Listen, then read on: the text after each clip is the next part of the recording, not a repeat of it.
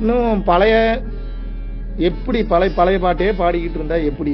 கொஞ்சம் நீங்க திட்டுறீங்களா, திட்டுங்க, கொஞ்சம் ட்ரெண்டா திட்டுங்க, அப்பதான் எங்களுக்கு கொஞ்சம் இன்ட்ரெஸ்டிங்கா இருக்கும் கேட்கறதுக்கு. அசிங்கப்படுத்துறீங்களா, கொஞ்சம் இன்ட்ரெஸ்டிங்கா அசிங்கப்படுத்துங்க, அப்பதான் திருந்துவோம். இது இப்படி இருக்கும். நீங்க யாரை திட்டுறீங்களோ, நீங்க யாரை திருத்தணும்னு நினைக்கிறீங்களோ அவங்களோட வாய்ஸ் இப்படித்தான் இருக்கும். ஏன்னா உங்களோட இன்ட்ரெஸ்டிங்கான மேட்டர் இன்னைக்கு யூடியூப் சோசியல் மீடியால பாத்துறான், மொத்தத்தையும் பாக்குறானா இல்லையா? அப்ப உங்களோட என்டர்டைன்மெண்ட் அவனுக்கு போன்ல தான் அதிகம் கிடைக்குது. அதனாலதான் 24 மணி நேரம் போன்லயே கிடக்குறான். இப்ப ஏன் போன்ல அவன் அடிக்ட் ஆகல. அவன் எதுக்கு addict ஆயிட்டானா, he is being entertained because of the phone and the internet and the content. You get my point? ஏன் அப்பா அம்மாவை பிடிக்காம போச்சு? அப்பா அம்மா கண்டென்ட் கொடுக்க தெரியல, அதனால அப்பா அம்மா முட்டாளாக தெரிகிறார்கள். நண்பன் மேல இருந்த மரியாதை ஏன் போச்சு? நண்பன் ஒரு கட்ட வரைக்கும் பெரிய அறிவாளியா தெரிஞ்சா, அவனோட பெரிய அறிவாளி வந்தோடனே இப்ப இந்த நண்பன் டம்மியா தான் தெரியுமா? அது நிதர்சனம். எப்படி ஒரு விதைய போட்டுட்டு அந்த விதை கடைசி வரைக்கும் விதையாவே இருக்கணும்ன்றது அறிவு இருக்கா நமக்கு? விதை செடி ஆகணும், செடி பூ ஆகணும், பூ காய் ஆகணும், காய் கனி ஆகணும், அப்புறம் அந்த மரத்தின் மூலியமாக பல உயிர்கள் நல்லா இருக்கணும், அப்புறம் அந்த மரத்தின் மூலியமாக பல மரங்கள் வரணும். அதுதானங்க இயற்கை என்பது. அதுதானே நம்ம ஏன் சேஞ்ச் அடாப்ட் பண்ண நம்ம ஏன் மறுக்கிறோம்?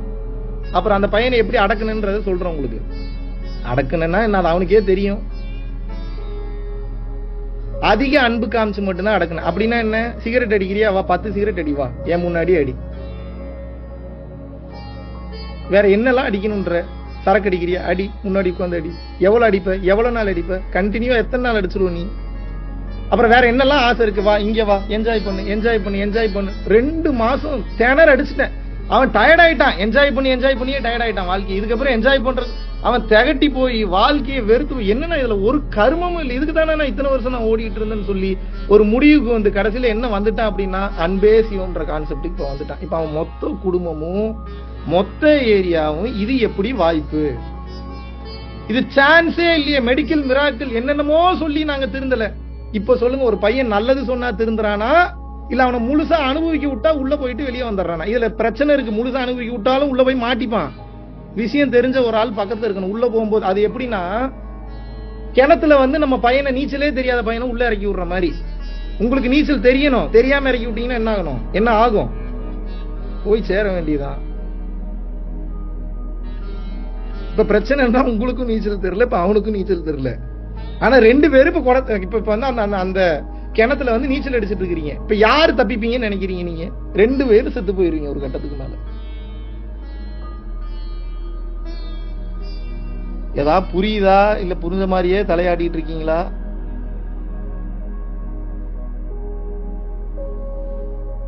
புரியுதா உங்களுக்கு பிரச்சனை எங்கன்னு? இப்போ இந்த குடும்பத்துல இருக்கக்கூடிய மரியாதை கிடைச்சாதான் இப்ப உங்களுக்கு சந்தோஷம் கிடைக்கும். ஏன் அப்படின்னா, நல்லா புரிஞ்சுக்கங்க, உங்க குடும்பத்துல ரொம்ப அதிக நேரம் ஸ்பெண்ட் பண்ணிட்டு இருக்கீங்க. 3/4 நேரம் குடும்பத்துல தான் இருக்கீங்க. நீங்க என்னை தப்பா எடுத்துக்காதீங்க, ஒரு வெளிப்படையான உண்மையை சொல்றேன்.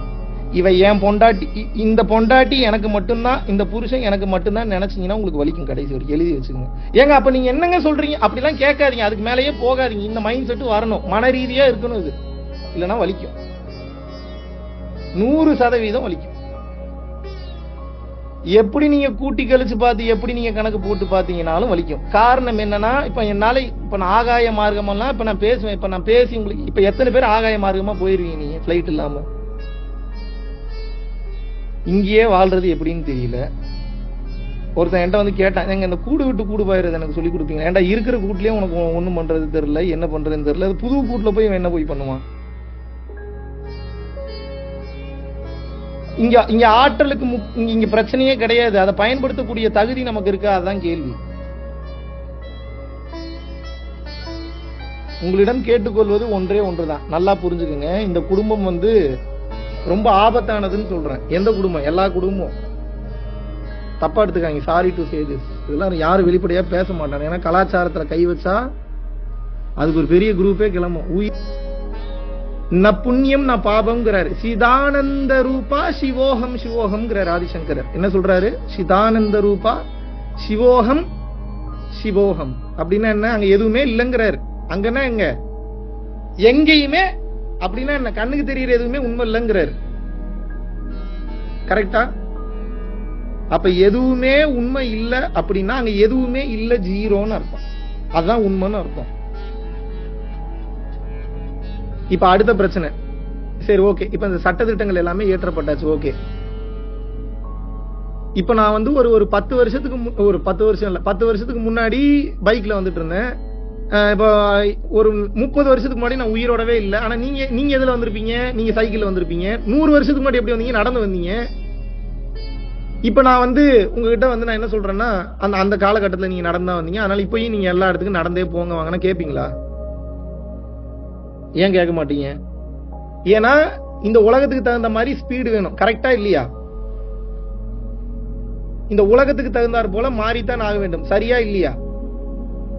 அப்ப கலாச்சாரம் என்பது பல வருடங்களுக்கு, பல 100 வருடங்களுக்கு முன்னாடி கிரியேட் பண்ண அந்த கான்செப்ட ஒரு துளி கூட மாற்றம் செய்யாம அப்படியே ஃபாலோ பண்ணிட்டு வர்றாங்க. அப்படின்னா சட்டத்துல திருத்தம் பண்றீங்க, கலாச்சாரத்துல திருத்தம் பண்ணீங்களா? கலாச்சாரம் என்பது மாற்றவே முடியாதல்ல. மக்கள் மொத்தமா ஒரு வாழ்க்கை முறையை பின்பற்றான் அப்படின்னா அதுவே ஒரு கலாச்சாரமா மாறிடும் ஒரு காலகட்டத்துக்கு மேல. சிந்து சமவெளி நாகரிகம்னு ஒரு நாகரிகம் இருந்தது, அப்புறம் ஏகப்பட்ட நாகரிகம் இருந்தது, என்னென்னமோ இருந்தது. இப்ப ஒவ்வொருத்தருடைய பழக்க வழக்கம் தானே அப்படி மாறுது. அப்போ இந்த கலாச்சாரத்தில் மாற்றம் ஏற்படாத காரணத்தினால் இந்த மதவாதிகள் மேலே இருந்தவங்க அவங்களுக்கு சாதகமா முக்கியமான சில பாயிண்ட்ஸ்ல ஆப்பு வச்சு விட்டு போயிட்டான். அப்படின்னா என்ன? நீங்க அந்த பாயிண்ட் வந்து தப்பா புரிஞ்சிருக்கிறதுனால உங்களால ஞானத்துக்கு போகவே முடியாது. அப்படின்னா என்ன அர்த்தம்? கடைசி வரைக்கும் நீங்கள் ஆளப்படுவீர்கள், அந்த உண்மை தெரிஞ்சவங்க மட்டும்தான் ஆழ்வான். புரியுதா? நான் ஏதாவது பேசுறது புரியுதா இல்ல புரிஞ்ச மாதிரியே நடிக்கிறீங்களா? இப்ப இப்ப இப்ப அந்த உண்மை இல்லாத காரணத்தினால இப்ப மக்கள் எல்லாருமே ஸ்லேவரி சிஸ்டத்துக்குள்ள இருக்கான். ஞானம் பெறாதவன், நல்லா புரிஞ்சுக்கணும், ஞானம் பெறாதவன் ஸ்லேவரி சிஸ்டத்துல இருக்கான். ஞானம் பெற்றவன் ஸ்லேவரி சிஸ்டத்துக்குள்ள இருந்தாலும் ஃப்ரீடமா இருக்கான். ஏன்னா இந்த சொசைட்டி உங்களால சேஞ்ச் பண்ண முடியாது. சொசைட்டி சேஞ்ச் பண்ணணும்னா அதுக்கு அர்த்தம் என்னன்னா, சொசைட்டில இருக்கக்கூடிய ஒவ்வொருத்தரும் தன்னை சேஞ்ச் பண்ணிக்கணும்னு அர்த்தம். அப்பதான் சொசைட்டி சேஞ்ச் ஆகும். அப்ப ப்ராப்ளம் என்ன? சொசைட்டி மாறணும்னா முதல்ல நம்ம மாறணும். நம்ம மாறணும்னா என்ன? உண்மை என்னன்னு புரியணும். உண்மை என்னன்றது என்ன புரியணும்? எதெல்லாம் இங்க நிரந்தரம், எதெல்லாம் நிரந்தரம் இல்லைன்னு புரிஞ்சிருச்சுன்னா தேவையில்லாத கோபம் கம்மியாயிரும், தேவையில்லாத வேகம் கம்மியாயிரும், கடுப்பு கம்மியாயிரும், இயலாமையினால வரக்கூடிய எரிச்சல் கம்மியாயிரும், பழி வாங்குற புத்தி கம்மியாயிரும், எல்லாம் கம்மியாயிரும், வாழ்க்கையில நிம்மதி அதிகமாயிரும்.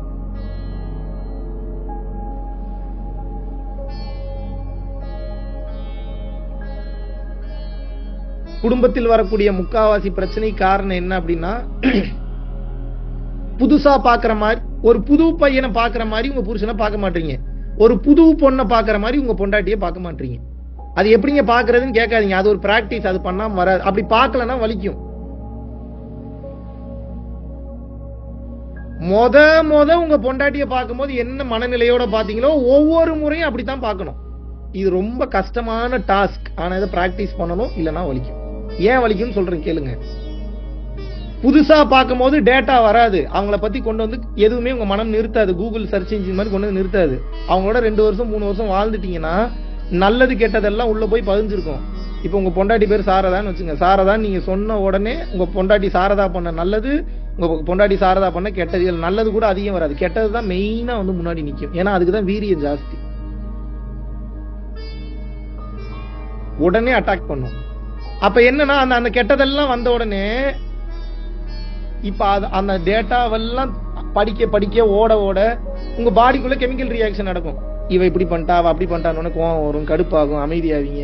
உங்க பொண்டாட்டி வந்து என்னங்க சாப்பிடுறீங்களான்னு அவங்க கேஷுவலா தான் வருவாங்க, உங்களுக்கு எப்படி போடி அப்படின்னு மூஞ்சில் அடிச்ச மாதிரி திட்டிடும். காரணம் என்ன? அந்த டேட்டா. இப்ப அந்த டேட்டா ஓடினா கூட சாப்பிடுறீங்களான்னு கேட்கும் போது, இன்னைக்கு தான் இவ்வளவு முத பாக்குறோம், முதல்ல டேட்டிங் வந்திருக்கும், இன்னைக்கு தான் சாப்பிடுறியான்னு கூப்பிடறான்னு நினைங்க, எப்படி கோவம் வரும்னு நான் பாக்குறேன். வருமா?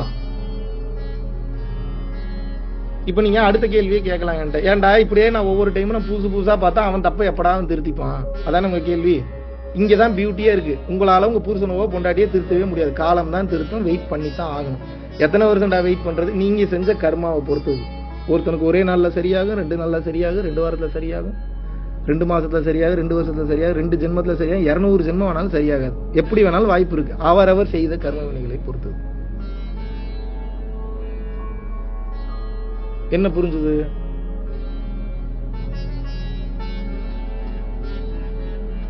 மனுஷன்னா தப்பு செய்யத்தான் செய்வான், மனுஷன்னா மனம் அலைபாயத்தான் செய்யும். விஸ்வாமித்திரராலேயே மனசை கட்டுப்படுத்த முடியல. ஆசை ஒரு செகண்ட்ல கவுத்து விட்டுருச்சு. யாருனால? விஸ்வாமித்திரர். பல கிரகங்களை உருவாக்கக்கூடிய அளவுக்கு ஒரு சில மந்திர வார்த்தைகள் சொன்னார்னா 2 நிமிஷத்துல ஒரு கிரகத்தை உருவாக்கிடுவார்.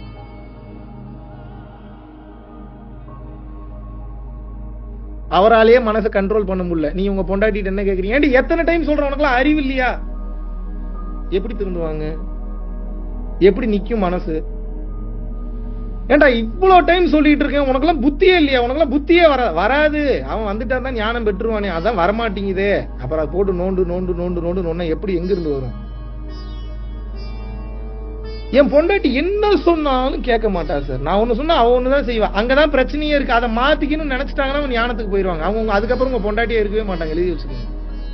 அவங்க அப்படி சொல்றதை கேட்காம இருக்கிற வரைக்கும் தான் அவங்க அறிவு இல்லாம இருக்காங்க அர்த்தம். அவங்களுக்கு உண்மையான அறிவு விளங்க ஆரம்பிச்சிருச்சு அப்படின்னா பிளிஸ் ஸ்டேட்டுக்கு போயிருவாங்க. புருஷன் இல்லாமயே ஆனந்தமா இருக்கிறது எப்படின்னு போயிருவாங்க. இப்ப புருஷன் கிட்ட இருந்துதான் எனக்கு சுகம் கிடைக்குதுன்னு நினைக்கிறதுனால புருஷன் கிட்ட இருக்காங்க. புரியுதா புரியலையா நான் சொல்றது? உண்மை விளங்கி அறிவு விளங்கி அருள்நிலை கனிந்து உண்மை புரிய ஆரம்பிச்சிருச்சுன்னா புருஷன் எதுக்கு, பொண்டாட்டி எதுக்கு, இது இருந்தாவே சுகமா இருக்கு, சும்மா இருந்தாவே போதையா இருக்கு, இவன் கொடுக்கறத விட ஆனந்தமா இருக்குன்னு அப்படி போயிருவாங்க.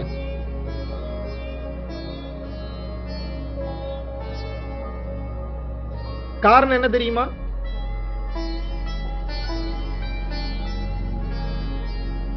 அந்த காலத்துலதான் ஒரு முறை இருந்தது தெரியுமா? நான் ரொம்ப வெளிப்படையா ஒரு சில உண்மைகளை பேசுவேன், தப்பா எடுத்துக்காதீங்க. இல்லாட்டினா உங்களுக்கு புரியாது, உண்மை புரியாது. வெளிப்படையான விஷயத்த மறைச்சதுனாலதான் உங்களுக்கு இப்ப பிரச்சனை. அது தெரியாதனால ரொம்ப பரிசுத்தமா ரொம்ப தூய உள்ளமாவே இந்த ஆன்மீகத்தை நினைச்சிட்டு இருக்கீங்க. செருப்படி மிதியடிலாம் உங்க கண்ணுக்கு தெரியவே இல்லை. அந்த காலத்துல எல்லாம் என்ன பண்ணுவாங்கன்னா ஒவ்வொரு ஏரியாவுக்கு ஒரு பிராஸ்டியூட் இருப்பாங்க. பிராஸ்டியூட்னா தெரியும் இல்லையா? தமிழ்ல விலைமாதர். அந்த பொண்ணு எதுக்காக இருப்பாங்க அப்படின்னா அந்த ஊர்ல இருக்கிறவங்களுக்கு காம ஆசை ஏற்படும் போது அந்த காம உஷ்ணத்தை தணிப்பதற்காக இருக்காங்க. அதுக்கு ஒரு சில பணம் கொடுப்பாங்க. பட் அந்த ஊருக்கு யாராவது ஒரு யோகியோ துறவியோ வந்தாங்கன்னா கண்ணிலேயே காட்ட மாட்டானுங்க அந்த பிராஸ்டியூட்டை. உங்களுக்கு ஒரு டவுட் வரலாம், அவ்வளவு கேவலமான வராங்க அந்த யோகி, அப்படித்தானே? அவ்வளவு மோசமான வராங்க அந்த துறவி, அப்படித்தானே? அது அப்படி அல்ல. நம்ம சிற்றறிவு அப்படித்தான் யோசிக்கும். அந்த யோகி அல்லது துறவி முன்னாடி அந்த பிராஸ்டியூட் அவர் பார்த்தாருன்னா அவள் செய்யக்கூடிய அந்த வேலை, அதாவது தப்புன்னு சொல்ல மாட்டாரு. அவர் என்ன சொல்றாருன்னா, நீ இவ்வளவு கஷ்டப்பட்டு இறைவன் அடைய தேவையில்லமா, நீ சும்மா உட்கார்ந்தாலே இந்த சுகம் கிடைக்கும்ன்ற வித்தையை சொல்லி கொடுத்து தீட்சை கொடுத்துட்டு போயிடுவாரு. அந்த பொண்ணு திருந்திரும். அந்த பொண்ணு திருந்திருச்சுன்னா அந்த ஊர்ல இருக்கிறவங்களுக்கு என்டர்டைன்மெண்ட் கிடையாது. எப்படி சுயநலமா இருந்திருக்கானுங்க பாருங்க. இந்த கதைலாம் தெரியுமா உங்களுக்கு?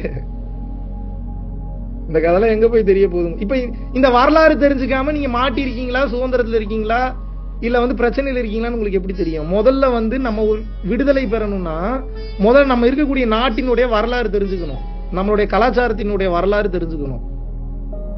நம்ம ஒருத்தரை பின்பற்றணும்னா உண்மையாவே அவர் சொல்றதெல்லாம் உண்மைதானா, அதாவது அவர் சொல்றது உண்மைதானா ஓரளவுக்கு அதை நம்ம கண்டுபிடிக்க முடியாது. அவருடைய பேக்ரவுண்ட் உண்மைதானா, அவர் வந்த வழி உண்மைதான், இது எல்லாத்தையுமே பார்த்தாதான் ஒரு தெளிவு நிலைக்குள்ள உங்களால போக முடியுமே தவிர 100% உங்களால் ஒரு விஷயத்தை நிச்சயமா அடையவே முடியாது.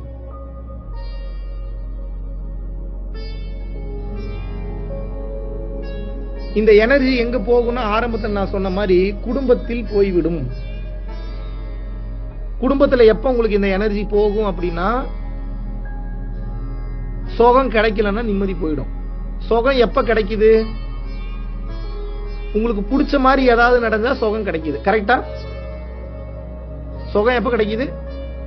உங்களுக்கு பிடிச்ச மாதிரி ஏதாவது நடந்தா சுகம் கிடைக்குது. போதை அதானே சுகம்னா என்ன? ஏதோ போதை கிடைக்குது, அப்படித்தானுங்க? அப்படியே இல்லையாங்க? எங்க கரெக்டா புரிஞ்சுங்க, மெயினான பாயிண்ட். சுகம் கிடைக்குதுன்னா என்ன? உங்களுக்குள்ள ஏதோ நடக்குது, அது போதையை கொடுக்குது, அப்படித்தானே? இது கிளியரா இருக்குல்ல? கிளியர். இப்போ இந்த ஏதோ ஒரு சுகம் உங்களுக்கு கிடைக்குது இல்ல, பொருள் மூலியமாகவோ அருள் மூலியமாகவோ பணம் மூலியமாகவோ கணவன் மூலியமாகவோ மனைவி மூலியமாகவோ ஏதோ ஒரு சுகம் உங்களுக்கு நீங்க கிடைக்குதுன்னு நினைக்கிறீங்க. ஆனா அந்த சுகம் அந்த பொருள்னால கிடைக்கல. உங்களுக்கு ஏன் அந்த சுகம் கிடைக்குதுன்னா எனக்கு இது கிடைச்சா நல்லா இருக்கும் அப்படின்னு நீங்க நினைச்சிருப்பீங்க, அது கிடைச்சிருக்கும், அதனால சுகம் கிடைக்குது. கரெக்டா? இப்போ உங்க ப்ராப்ளம் என்னன்னா, அந்த சுகம் காணாம போன இந்த ஏடிஎம் கார்டு நீ மேல வச்சீங்கனாலும் கிடைச்சிரும். கிடைக்குமா? கிடைக்காது. அந்த ஏடிஎம் கார்டு 1 hour நீங்க ஒளிச்சு வச்சுட்டு முக்கியமான நேரத்துல இப்போ ஒரு வட்டி கடைக்காரர் வராரு, நீங்க பணம் கொடுக்கல, மான மரியாதைலாம் கிட போற நேரத்துல கார்டை காண எப்படி இருக்கும் உங்களுக்கு? 1 மணி நேரம் தேடி கிடைக்கல, அதுக்கப்புறம் கிடைக்குது, எப்படி இருக்கும் இப்போ உங்களுக்கு? வேற லெவல்ல இருக்கும்ல சுகம், சந்தோஷமா இருக்கும், ஆனந்தமா இருக்கும், திருப்தியா இருக்கும். இப்ப நான் என்ன சொல்றேன், இந்த கார்டு கிடைக்கிறது ஒண்ணுதான், ஒரு 10 million கேஷ் கிடைக்கிறது ஒண்ணுதான். அந்த சந்தோஷம் அவ்வளோ பெரிய பொருள் கிடைச்சாதான் கிடைக்கணும் இல்ல. கார்டு கிடைச்சா எனக்கு சந்தோஷம் நம்பிட்டீங்க, அதனால கார்டு கிடைச்சோன்னே சந்தோஷம் கிடைச்சிருச்சு. கார் வாங்கினா சந்தோஷம் நம்பிட்டீங்க, அதனால கார் வாங்கினோன்னு அந்த சந்தோஷம் வந்துருச்சு. ஆனா ரொம்ப நேரம் இருக்காது. ஏன்னா மறுபடி ஓகே இந்த சந்தோஷம் கிடைச்சிருச்சு, இதுக்கப்புறம் இந்த சந்தோஷம் தீந்துரும், நான் அப்ப வேற சந்தோஷத்துக்கு போறேன்னு சொல்லி வேற சந்தோஷத்துக்கு போயிருவீங்க. இப்ப பிரச்சனை என்னன்னா, உங்களுடைய சந்தோஷத்தை பெருசு பெருசா வைக்காதீங்க, சின்ன சின்னதா வச்சுக்கோங்க. அப்படின்னா என்ன, இந்த வாட்சை எடுத்து இப்படி கையில கட்டினாலே எனக்கு சந்தோஷம் நினைச்சு கட்டுங்க. இறைவன் எப்பேற்பட்ட ஒரு வாட்சை கொடுத்திருக்கிறாரு, எவ்வளவு சூப்பரா கொடுத்திருக்கிறாரு, அதை கட்டுறதுக்கு ஒரு கை கொடுத்திருக்கிறாரு, அவனுக்கு கை இல்லை. இதை கட்டிட்டு போகும்போது ஒரு 4 பேர் எப்படி என்னை ரசிப்பான், அது எப்பேற்பட்ட ஒரு ஆப்பர்ச்சுனிட்டி. சரி, என்ன ரசிக்கிறான், அதுக்கு நான் சந்தோஷப்படுறேன், இறைவா அவனுக்கும் வாட்ச் வாங்குறதுக்கு வாய்ப்பு ஏற்படுத்தி கொடுன்னு ஒரு பிரார்த்தனை பண்ணுங்க. தர்மமும் பண்ணிட்டீங்க, நீங்க கெத்தாவும் இருந்துட்டீங்க, பில்டப்பும் பண்ணிட்டீங்க, தர்மமும் பண்ணிட்டீங்க. இப்போ இந்த வாட்ச் கிடைச்சா சந்தோஷம் கட்டுங்க, சந்தோஷமா இருக்கும். இந்த வாட்டர் பாட்டில திறந்து தண்ணி குடிச்சா இறைவன் பாருங்க தண்ணியை படைச்சிட்டாரு, வாட்டர் பாட்டில படைச்சிட்டாரு, மனிதர்களை படைச்சிட்டாரு, தாகத்தை படைச்சிட்டாரு. இப்ப எனக்கு தாகம் வேற எடுக்குது, இதை குடிச்சா எப்படி இருக்கு, அடாடா. இவ்வளவுதான் வைக்கணும்ன்ற, இதுக்கு பேர் தான் பிரசன்ட்ல வாழ்றது.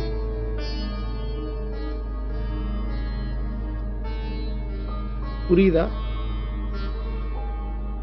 இப்ப பிரச்சனை உங்களால ஏன் பிரசன்ட்ல வாழ முடியலன்னா, டிவி பார்த்து, இன்டர்நெட் பார்த்து, எவனையோ பார்த்து, பேப்பரை பார்த்து, அதை பார்த்து, இதை பார்த்து ஒண்ணு படிப்பீங்க. ஒரு பெரிய மாளிகைக்குள்ள இருந்து ஒரு குடுவேன்னு ஓடி வர ஒரு பிச்சைக்காரர் அவரை கீழே தள்ளி கையில் இருந்து துப்பாக்கியில எடுத்து சுட்டாருன்னா, அங்க வேற பில்டிங் இருந்திருக்கும், வேற பிச்சைக்காரர் இருந்திருப்பான். அவன் ட்ரெஸ்ஸோட ஓடினானா, ட்ரெஸ் இல்லாம ஓடினானா, இவன் கண்ணு நல்ல கண்ணு வச்சிருந்தானா, டம்மி கண்ணு வச்சிருந்தானா, போலீஸ் வந்துதா வரலையான்னு தெரியாது. ஆக்சுவல் வேற நடந்திருக்கும், ஆனா அந்த மைண்ட் வேற விஷுவல் பண்ணிடும்.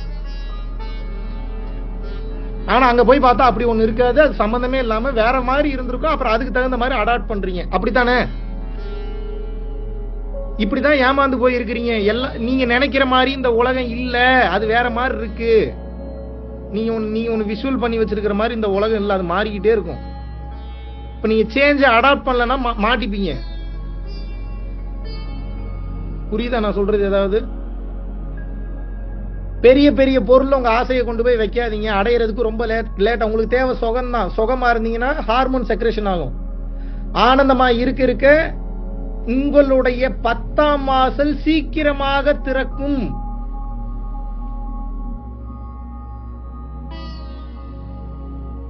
அதான் பிளிஸ்னஸ்க்கு இருக்கக்கூடிய அது ஒரு பெரிய ஒரு பிளஸ் பாயிண்ட். அதான் நீங்க சந்தோஷமா இருந்தீங்கன்னா தாங்க உங்களுக்கு எல்லாமே நல்லதாவே நடக்கும்.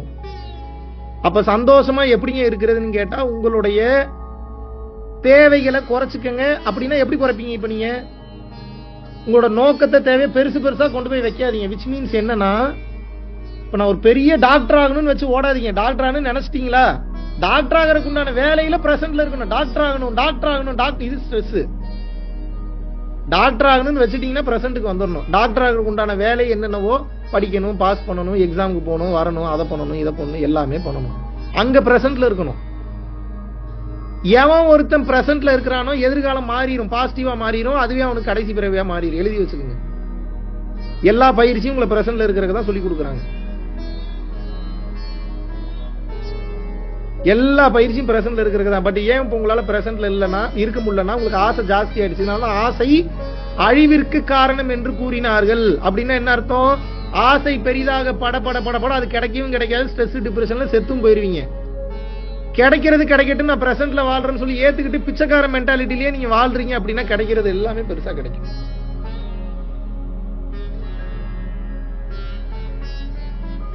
ஏதாவது புரியுதா நான் சொல்றது? ரொம்ப எதிர்பார்ப்பு, உங்க பிரச்சனையே எதிர்பார்ப்பு தான். அநியாயத்துக்கு எதிர்பார்க்கிறீங்க. கொஞ்சம் நெஞ்ச எதிர்பார்ப்புலாம் கிடையாது. பூமியவே எழுதி கொடுத்தாலும் பத்தாதுன்றீங்க. அதான் உங்க பிரச்சனை. இப்போ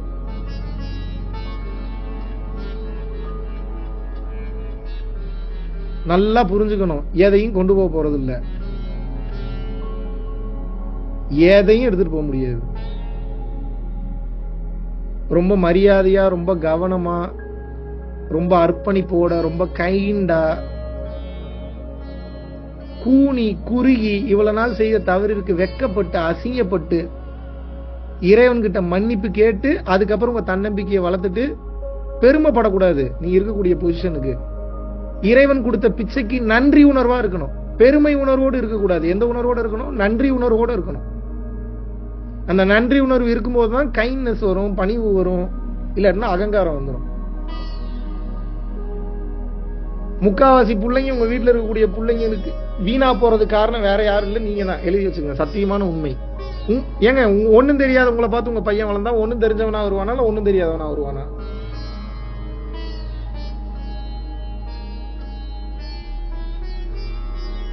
தப்பா எதுவும் கேக்குறேன்னா? அப்ப நம்ம முதல்ல நம்மளை எஜுகேட் பண்ணிக்கணும். இந்த ஞான கல்வி முதலில் நமக்கு புரிய வேண்டும். நமக்கு புரிஞ்சதுன்னா மட்டும்தான் ஸ்கூல்லயே எல்லா பிரச்சனையும் கொண்டு போய் திணிக்கிறீங்க. பிள்ளைய பெத்த உடனே முக்காவாசி பேர் எப்படி கொண்டு குழந்தைங்களை கொண்டு போய் ஸ்கூல்ல விடுறீங்கன்னா, அப்பாடா நீ இவங்க பாத்துப்பாங்க, காலையில 10 மணில இருந்து சாயந்தரம் 4 மணி வரைக்கும் தொல்லை இல்லை, நிம்மதியா இருக்கலாம். தோணுதா? தோணலையா? அதுக்கப்புறம் வரும், சரி பெத்துட்டமே அப்படின்ற ஆசை வரும், பிள்ளைய பாக்கணுமேன்ற வரும். 24 மணி நேரம் இருந்துகிட்டே இருக்கா அந்த உணர்வு உங்களுக்கு?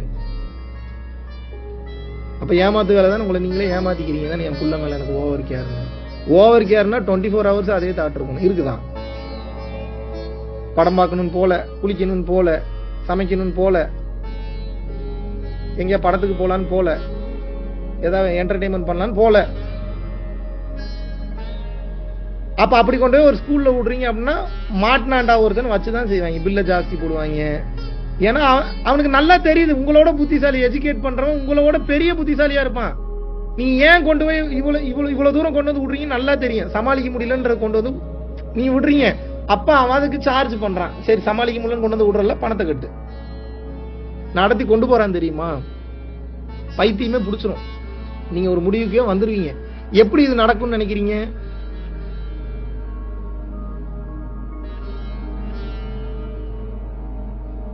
இந்த உலகத்திலிருந்து எதுவுமே கொண்டு போக முடியாதுன்றத புரிஞ்சுக்கிட்டவன் உங்களை மாதிரி வாழ மாட்டான்.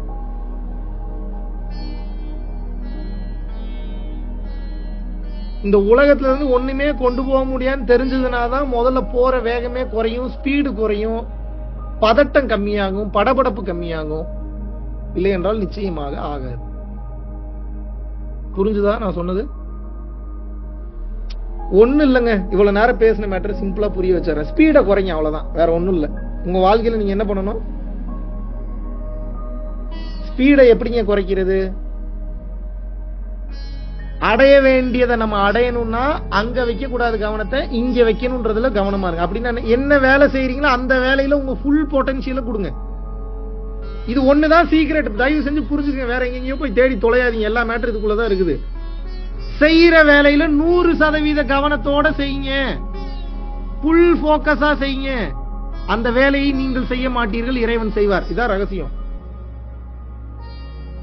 100% போக்கஸோட செய்யும் போது மனம் வேலை செய்யாது, ஆன்மாதான் வேலை செய்யும். மனம் வேலை செய்தால் தவறு இருக்கும், ஆன்மா வேலை செய்தால் தவறே இருந்தாலும் சரியாக மாறிவிடும். இதான் ரகசியம். இப்ப ஏன் பல பேரால பிரசன்ட்ல இருக்க முடியலன்னா, வைர நகையில கொண்டு போய் வச்சிருக்கீங்க. இப்ப வைர நகை கிடைக்கிற வரைக்கும் இப்ப இதுல நீங்க கான்சென்ட்ரேஷன் பண்ண மாட்டீங்க. இதுல கான்சென்ட்ரேஷன் பண்ணீங்கன்னா தான் வைர நகையே கிடைக்குங்கிறேன். நீங்க வைர நகையில வச்சிருந்தீங்கன்னா போற பாதை தெளிவா இருக்கா? இப்ப நான் என்ன கேட்கறேன், தலையில இப்ப வந்து பாத்தீங்கன்னா உங்களுக்கு தூக்கி பழக்கமே இல்ல, ஒரு குடத்தை வச்சு தூக்கிட்டு போறீங்க, ஒரு கல்லு முள்ளு இருக்கக்கூடிய பாதையில நடந்து போறீங்க. கீழே பார்த்து நடந்து போவீங்களா, கீழே பார்க்காம நடந்து போவீங்களா? அப்ப வாழ்க்கை அதே மாதிரி தானே, பார்த்து தானே போகணும். Yes or no? அந்த அனுபவம் வந்து உங்களுக்கு வரணும்னு சொல்றேன். அந்த அனுபவம் கொஞ்சம் கவனமா இருக்கணும், அந்த அனுபவம் வரணும். இங்க பாருங்க, நீங்க பண்ணக்கூடிய எல்லா பிரச்சனைக்கு காரணம் என்ன அப்படின்னா, இந்த அகங்காரம் நீங்க எவ்வளவு அழிக்கணும்னு நினைச்சாலும் ஒரு காலகட்டத்துக்கு மேல அந்த அகங்காரம் மேல வந்துடும். அங்கதான் ஏமாந்து போறீங்க. முதல்ல ஒரு 2-3 வருஷம் நல்லா இருக்கிற மாதிரி இருக்கும். ஆனா 2 வருஷம் முடிவுல கூட உங்களுக்கு அகங்காரத்தை ஏதோ ஒரு காரணத்தை காமிச்சு கொண்டு வந்துடும்.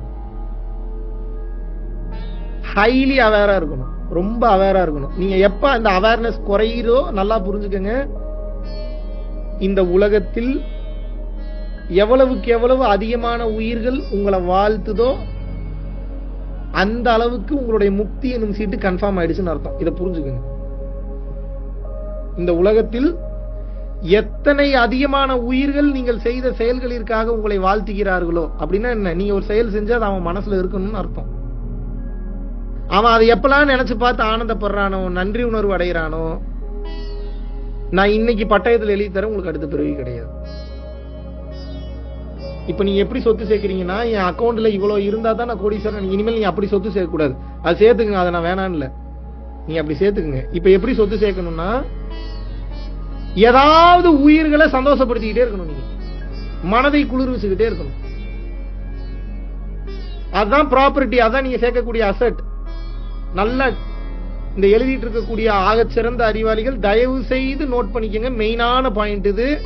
மெயின் பாயிண்ட் என்னன்னா, மனதை குளிர்விக்க வேண்டும். நீங்க வாழ்க்கையில் உருப்படணும்னா அடுத்தவங்க மனசு நிறைய குளிரணும். இதுதான் மேட்டர். எழுதிக்கணும். நீங்க வேற என்ன பண்ணீங்கனாலும் நீங்க அடுத்த கட்டம் போக மாட்டீங்க. மனசை குளிர் வச்சிருங்க. அவன் நெகிழ்ந்துடணும். 100 ரூபாய் எதிர்பார்க்கறானா 5000 ரூபாய் கொடுங்க. 5000 ரூபாய்க்கு எங்கடா போறதுன்னு கேட்காதீங்க. 5000 ரூபாய் இருக்கிறவன் 5000 ரூபாய் கொடுங்க. 50000 ரூபாய் இருக்கிறவன் 50000 கொடுங்க. 50 ரூபாய் இருக்கிறவன் 50 ரூபாய் கொடுங்க. ஆனா கொடுங்க. ஏன் இதெல்லாம் இவ்வளவு தூரம் சொல்றேன்னா, இவ்வளவு எம்பசிஸ் பண்ணி சொல்றேன்னா, தயவு செஞ்சு நம்புங்க, இந்த பூமியினுடைய சமநிலை மாறிடுச்சு. டர்க்கில வைல்டு ஃபயர் கொடூரமா போயிட்டு இருக்கு. பாத்தீங்களா இல்லையா? இதெல்லாம் தெரியுமா தெரியாதா உங்களுக்கு? தெரியாது. அதை வேற காட்டணுமா நானு? அந்த விஷயம் காட்டலாமா வேணாமா? டர்க்கில வைல்டு ஃபயர், இந்தியால வயநாட்டுல அவுட்டு, ஏகப்பட்ட உயிர்கள் இன்னைக்கு போயிருக்கு. யூகே, லண்டன், பாரிஸ், ஏகப்பட்ட இடங்களில் கடல் சீற்றம், ஜப்பானில் நிலநடுக்கம், ஏகப்பட்ட இடங்கள்ல உயிர் போயிட்டு இருக்கு. தெரியுமா உங்களுக்கு? இது எவ்வளவு நாளைக்கு முன்னாடி இதை நான் வீடியோல சொன்னேன். 200% நடக்கும், கவனமா இருக்கு. நீ ஏன் இதுக்கும் நம்ம சொல்றதுக்கு ஒரு பெரிய சம்பந்தம் உண்டு, அதை நீங்க தெரிஞ்சுக்கணும். இப்ப உங்களுக்கு காட்டுறேன் பாருங்க, அதை காமிச்சாதான் புரியும். இது ஏன் நடக்குதுன்னு என்னைக்கா யோசிச்சிருக்கீங்களா நீங்க?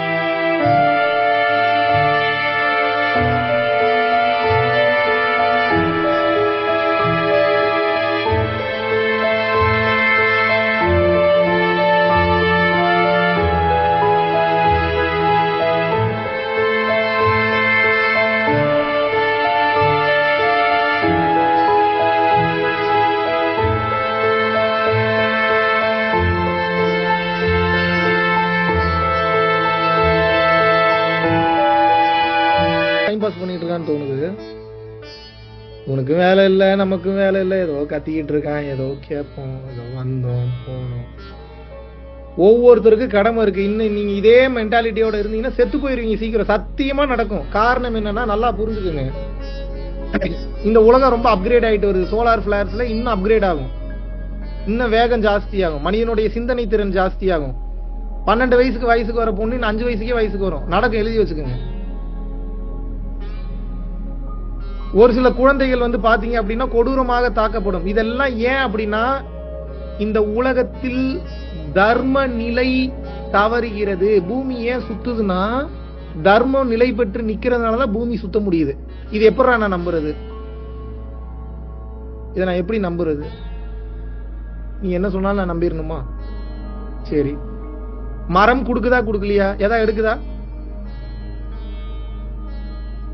எடுக்குது. கார்பன் டை ஆக்சைடு எடுக்குது, தண்ணி எடுக்குது. இது ரெண்டையும் நீங்க கொடுக்குறீங்களா, இறைவன் கொடுக்குறாரா? அப்ப நீங்க எதையும் கொடுக்கல, அதுவா எடுத்துக்கிட்டு அதுவா கொடுத்துருது. காற்று கொடுக்குது, நெருப்பு கொடுக்குது, எல்லாமே கொடுக்குது, மழை கொடுக்குது. ஒரு யானை வந்து ஒரு காட்டை ரெடி பண்ணுதா பண்ணலையா? இயற்கையை பத்தி பேசாதனா இயற்கையில தான் ஞானமே இருக்கு. அப்புறம் இயற்கையை விட்டுட்டு எங்க போய் ஞானத்தை போய் தேட போறீங்க? கல்ல தங்கமா மாத்தணும்ன்றீங்க. கல்லுனா என்ன, தங்கம்னா என்ன? ரெண்டுமே இயற்கை தானே. அப்ப கல்லையும் மண்ணையும் பத்தி தெரிஞ்சுக்காம எப்படி நீங்க இயற்கை கிட்ட சித்து விளையாட முடியும்? எப்படி இயற்கை எண்ணெய் உங்களுக்கு ஆசீர்வாதம் பண்ணுவா? நீங்க ஞானத்தை எப்படி தெரிஞ்சுக்க முடியும்? இயற்கை எண்ணெய் கிட்ட உங்களுக்கு ஒரு கனெக்ட் இல்ல. இயற்கை அன்னைக்கு உங்க மேல மரியாதை இல்ல. எப்படி இயற்கை எண்ணெய் தன் ரகசியங்களும் உங்களுக்கு சொல்லிக் கொடுப்பா? எப்படி சொல்லிக் கொடுப்பா? இன்னும் சொல்லி கொடுத்துட்டோம்னா இன்னும் இருக்கிறதை மொத்தத்தையும் அழிச்சிருவானுங்கன்னு தெரியும். ஆனா சொல்லிக் கொடுக்க மாட்டான். கரெக்ட் தானே? இப்ப என்னன்னா, இப்ப காமிச்ச இந்த வீடியோஸ் மாதிரி தமிழ்நாட்டிலயும் நடக்கும், கொடூரமா நடக்கும். சென்னை மிகப்பெரிய லெவல்ல பாதிக்கப்படும். இதுல யார் சாவாங்கன்னு வந்து பாத்தீங்கன்னா, அறிவு நிலை கம்மியா இருக்கிறவங்க செத்து போயிருவான். அந்த மாதிரியான இடத்துலதான் தாக்குதலே நடத்துவாங்க எவங்களோ. சில நேரத்துல கடவுளுடைய அனுகிரகம்படி அது நடக்கும். ஏன்னா இறைவன் தானங்க மாற்றத்தை விரும்புறாரு. அவர் கேம் விளையாடிட்டு இருக்கிறாரு. ஒரு காலகட்டம் வரைக்கும் டைனோசர் வச்சு விளையாண்டாரு, அப்புறம் போர் அடிச்சது, அப்புறம் மீன் கொண்டு வந்தாரு, அப்புறம் குரங்கு கொண்டு வந்தாரு, அப்புறம் எல்லாத்தையும் கொண்டு வந்துட்டாரு. அவருக்கு அப்புறம் இப்ப விளையாடுறதுக்கு ஆள் தேவைப்படுது. டைனோசர் காலத்துல வந்து எந்த டைனோசர் வந்து பாத்தீங்கன்னா மந்திரம் சொல்லுச்சு? எந்த டைனோசர் வந்து யோகம் பண்ணுச்சு? எந்த டைனோசர் வந்து யாகம் பண்ணுச்சு? ஆனா டைனோசர் சந்தோஷமா வாழ்ந்துட்டு தான் போச்சு. அதுக்கு ஒரு உலகம் இருந்தது. இப்ப அந்த மாதிரி நமக்கு ஒரு உலகம். இதையும் அழிச்சிருவாரு. எப்ப அழிப்பாருன்னு தெரியாது. அவருக்கு இன்ட்ரெஸ்ட் மாறிடுச்சுன்னா அழிச்சிருவாரு. இப்ப இந்த பூமியில ஏன் சமநிலை தவறுது அப்படின்னா, தர்மம் செய்யறத குறைச்சிருக்கீங்க. தர்மம்னா முதல்ல என்னன்னு தெரிஞ்சுக்கங்க. பிற உயிர் நல்லா இருக்கணும்னு நினைச்சு நீங்க எதை செஞ்சீங்கன்னாலும் அதுக்கு பேர் கருணை, அதுக்கு பேர் தர்மம்.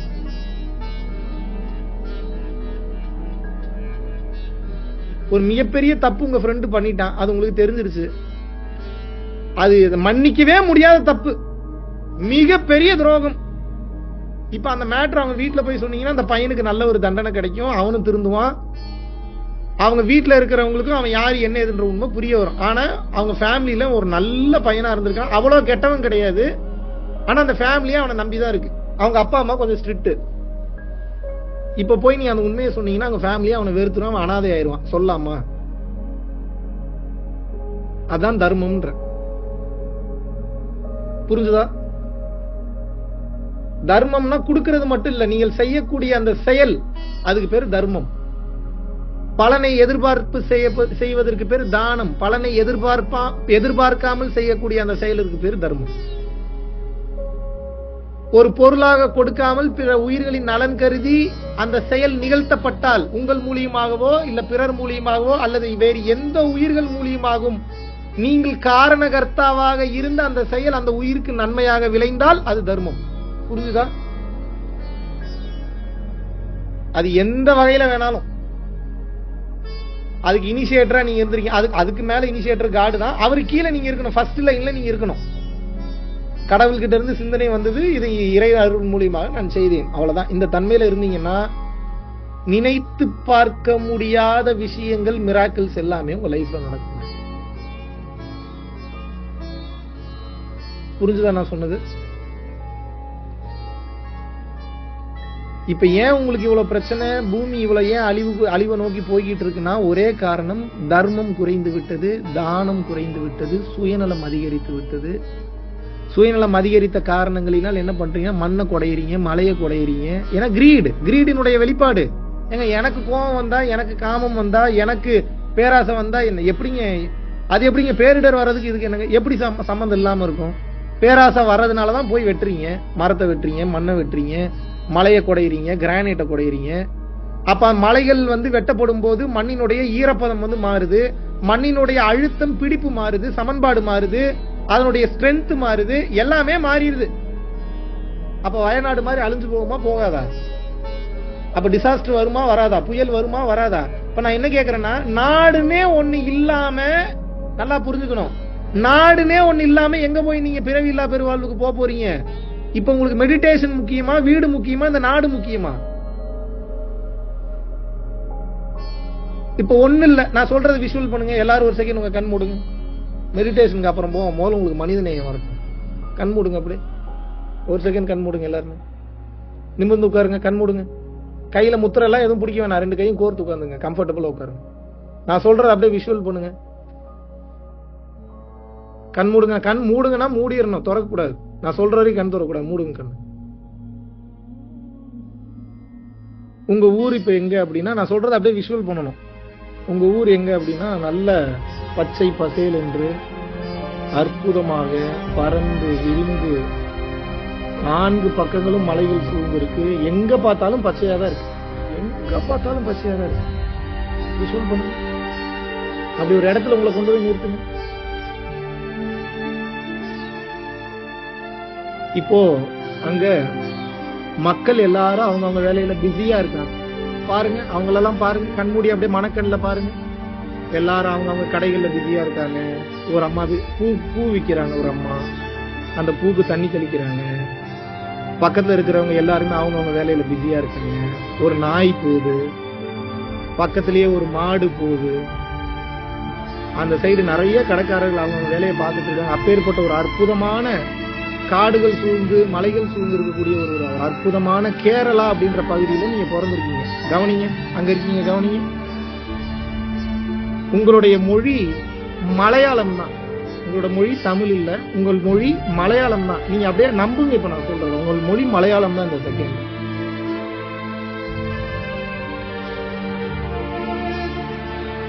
இந்த மலையாளம் பேசிக்கிட்டு உங்களுக்கு தெரிஞ்சவங்களோட பழகிக்கிட்டு சந்தோஷமா மலையாள படம்லாம் பார்த்துட்டு மோகன்லாலை பத்தி பேசிக்கிட்டு ரோட்ல ஆனந்தமா விளையாடிட்டு இருக்கக்கூடிய அந்த நாட்களை பாருங்க.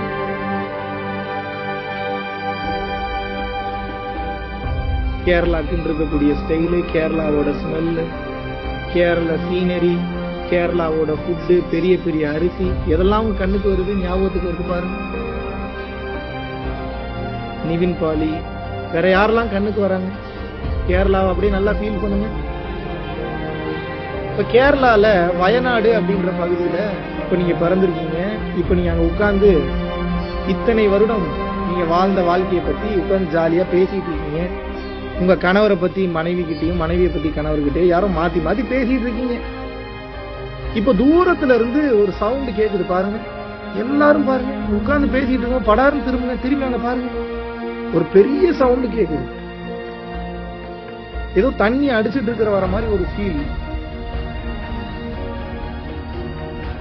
அலறல் சத்தம் கேக்குது. கேக்குதா உங்களுக்கு? பல மனிதர்கள் அலறது கேக்குதா? பல குழந்தைகள் அலறது கேக்குதா? தண்ணி உங்களை நோக்கி வர்றதை பார்க்க முடியுதா? எவ்வளவு வேகத்துல அந்த தண்ணி வருது பாருங்க. வெள்ளை நிறத்துல இல்லாம சகதி படிந்த அந்த மண் பல மக்களை அடிச்சுட்டு வர்றதை பாருங்க. பல மலைகள் இடிஞ்சு விழுறத பாருங்க மணக்கண்ல. இப்ப அந்த தண்ணி நீங்க இருக்கிற இடத்துக்கு வந்து இப்ப உங்களையும் அடிக்குது.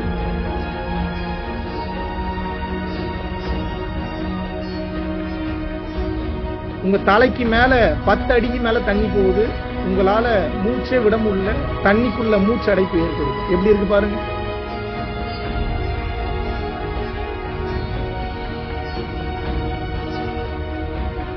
அலறல் சத்தம் யாருக்கும் கேட்கல. உதவி பண்ண ஆள் வரல. உங்க கணவன் மனைவி எல்லாருமே அந்த தண்ணியில அடிச்சுட்டு போறாங்க. உங்களால மூச்சு விட முடியல. மூழ்கிட்டு இருக்கிற நீங்க அப்பப்ப வெளியே வரீங்க. வெளியே வந்து பார்க்கும்போது ஒரு மலை வந்து உங்களோட குடும்பத்தில் இருக்கக்கூடிய ஒரு நபருடைய தலையில அந்த ஒரு பெரிய பாறை விழுகுது. உங்க சொந்தக்காரங்க, உங்க சுத்தி இருக்கிறவங்க எல்லாருமே தண்ணியில அடிச்சுட்டு போய் ஒருத்தர் கரண்ட் அடிச்சு சாகுறாரு, ஒருத்தர் பாம்பு கொத்தி சாகுறாரு, ஒருத்தர் முதலை கடித்து சாகுறாரு. பல பேர் பல விஷ ஜந்துக்கள் தீண்டி சாகுறாங்க. ஒரு சில பேர் கத்தி கீறி சாகுறாங்க, கம்பியில குத்துப்பட்டு சாகுறாங்க. பாருங்க.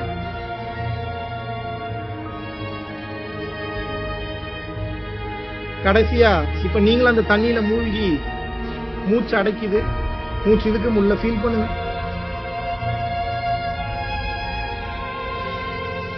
வாயில பேச்சு வரல, மூச்சு அடைக்குது, காது அடைக்குது, நெஞ்சு அடைக்குது, தச வாய்க்கள் சரியா இயங்கல,